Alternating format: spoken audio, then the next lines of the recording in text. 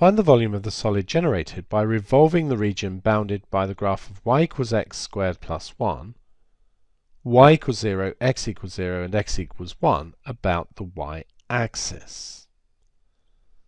So this is a compound region. We better have a look at it on the calculator. So we've got x squared plus 1. And what we're going to want to do is rotate this area here around the y-axis. But that's not going to be easy to do. Let's just look at an enlarged version of what we had there.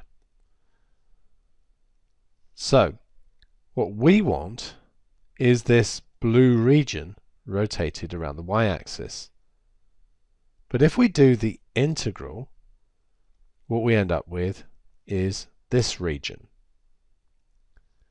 So what we're going to do is rotate the rectangle here around the y-axis and then subtract the red bit to get the blue bit that we want. Now, x squared plus 1, we know the intercept here is at 1. And when x is 1, this would give us y is 2. So we're going to be doing the rectangle take away the parabola.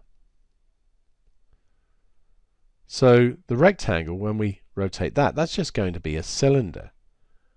So we know that that's going to give us pi r squared h. So that's going to be pi, and the radius we can see is 1, and the height is 2. So that's actually going to give us 2 pi. Now let's think about the parabola. So here we're going to be using v is the integral from y equals a to y equals b of x squared dy. Now our limits for this bit are 1 to 2. X squared is going to be y take away 1. So what we're going to get is y squared over 2 take away y to be evaluated from 1 to 2. Don't forget this pi, it's very easy to forget. And then substitute 2 in, and that gives me 2 take away 2, so that's going to disappear. And substitute 1 in, and that gives me a half take away 1. So that's actually going to be pi by 2.